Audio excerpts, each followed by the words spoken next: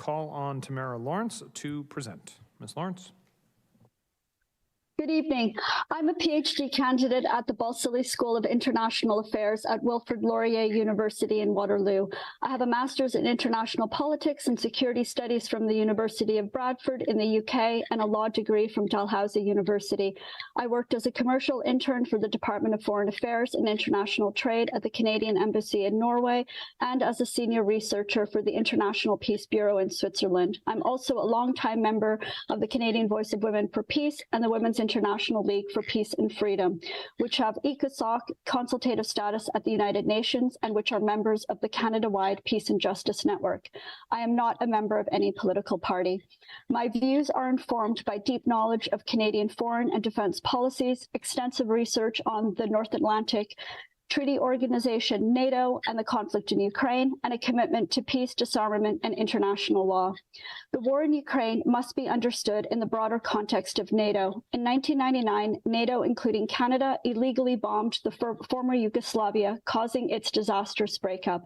In 2001, NATO, including Canada, began a deadly and destructive 20-year war in Afghanistan. And in 2011, Canada led the NATO bombing of Libya that destroyed civilian infrastructure, toppled the government, and caused turmoil in the country that persists to this day.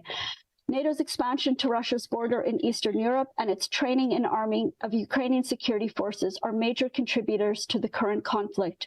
When the Canadian government claims that Canada is helping Ukraine protect its democracy, this should raise alarm bells. Canada's foreign policy is not truly motivated by democracy. We must remember that in 2004, Canada orchestrated with the United States and France the coup against the democratically elected government of Jean-Bertrand Aristide in Haiti. Haiti continues to be in extreme chaos and poverty 2 decades later. In 2019, Canada with the United States attempted to overthrow the democratically elected government of Nicolas Maduro in Venezuela that thankfully did not succeed. Venezuela was able to protect its democracy from this illegal Western interference. Canada has subverted democracy in Haiti, Venezuela, Libya, and in Ukraine.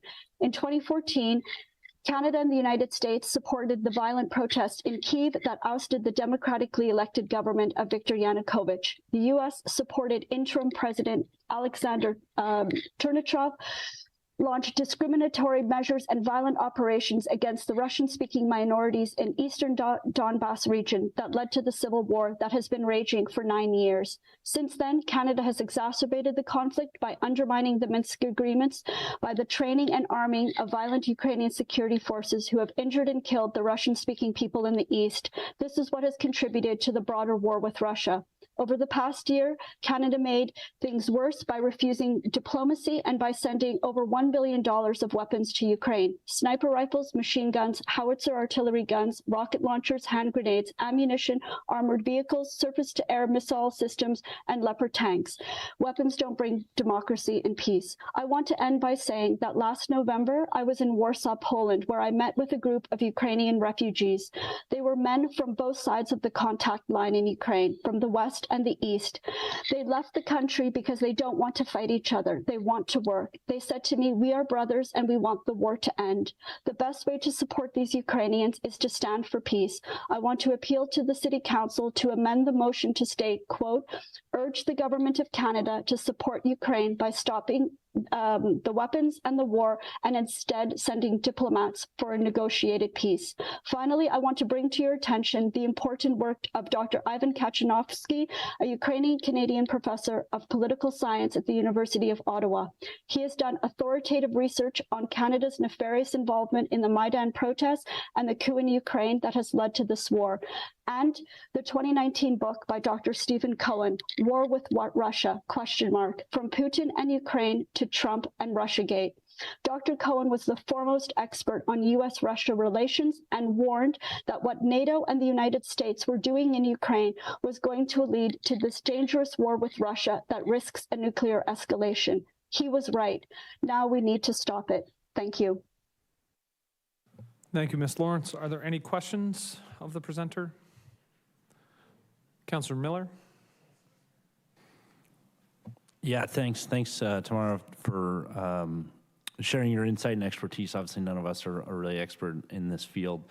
Do you have a sense a lot of this motion is about supporting Ukrainian Canadians, and specifically those who live in St. Catharines. Do you have a sense, is there a consensus of what Ukrainian Canadians are looking for in terms of Canada's involvement, or, you know, the end game of the result of the invasion of Ukraine?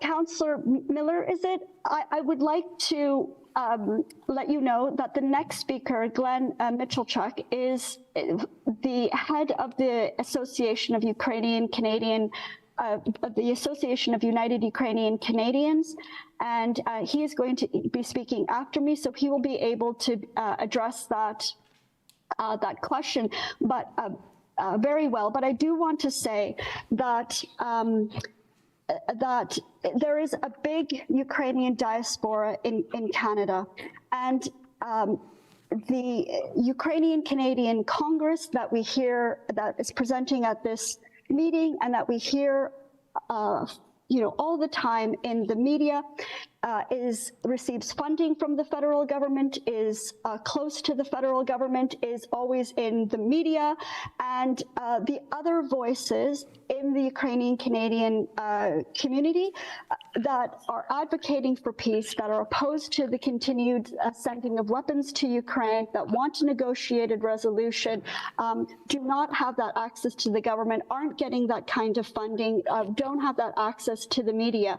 And the AUUC that's going to be presenting next, is an advocate for peace. We want an end to this war, because we know that there are people being injured and killed on both sides, civilians and soldiers. And this is why, for us, it's so important that Canada change course on its foreign policy, and change course on what it's been doing in Ukraine for the past decade, and instead stop the sending of weapons and be an honest broker, for peace and negotiations in this horrible conflict. Thank you. Thank you, and I will wait for the next speaker and certainly ask him the same question. Thanks.